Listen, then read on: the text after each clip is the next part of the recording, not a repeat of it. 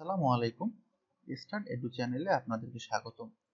আজ আমরা এক্সেল ফাইলের ফ্রি স্প্যান সম্পর্কে জানব।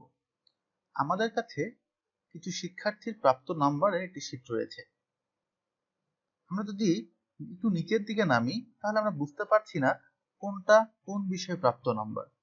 আমাদের এই হেডারে সেটা স্পষ্ট করা আছে।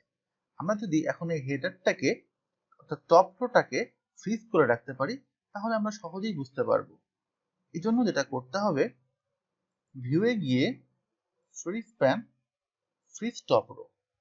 দেখুন আমরা এখন যখন নিচে নামবো আমাদের টপ রোটা কিন্তু ফ্রিজ হয়ে আছে। আমরা এখানে বুঝতে পারছি এটা বাংলার নাম্বার, এটা ইংলিশের নাম্বার, এটা ম্যাথের নাম্বার এবং এটা আমাদের নেম। এখান থেকে আমরা সহজেই বুঝতে পারবো। ঠিক একইভাবে এখন আমরা যদি ডান পাশে যাই আমরা বুঝতে পারছি না কোনটা কার প্রাপ্ত নাম্বার, অর্থাৎ কোনটা এ পেয়েছে কোনটা বি পেয়েছে। অর্থাৎ আমাদের ফার্স্ট কলামটাকে যদি আমরা ফ্রিজ করতে চাই সেজন্য যেটা করতে হবে, ভিউয়ে গিয়ে ফ্রি স্প্যানে ফ্রিজ ফার্স্ট কলাম।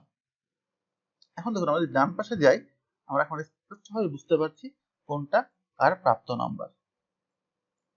কিন্তু আমরা যখন নিচে নামছি তখন কিন্তু আমাদের টপ রোটা ফ্রিজ থাকছে না। আমাদের এইখানে যে কাজটা করতে হবে এই নিয়মটা ফলো করলেই আপনাদের জন্য সবচেয়ে বেশি সুবিধা হবে। আমরা যে সেলটা ক্লিক করে ফ্রিজ করব তার উপরের রোটা এবং বাম পাশের কলামটা ফ্রিজ হয়ে যাবে। ধরুন আমাদের দেখুন এখানে বাংলার আমরা চাচ্ছি এই তিনটা এবং বাম পাশের কলামগুলো ফ্রিজ হয়ে যাক। তাহলে আমরা কি করতে পারি, এই যে সেলটা আছে বি টু সেলে ক্লিক করে আমরা যদি ফ্রিজ করি তাহলে দেখুন কি হয়।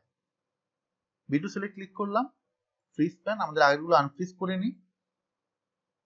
বি2 তে ক্লিক করা আছে, ফ্রিজ প্যান। এখন দেখুন আমরা নিচে নামছি, আমাদের টপ রোটাও ফ্রিজ হয়ে গেছে।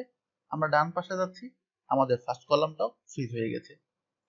এই পদ্ধতিটা অবলম্বন করলে আপনারা খুব সহজেই ফ্রিজ অপশনের কাজগুলো করতে পারবেন। ধন্যবাদ সবাইকে।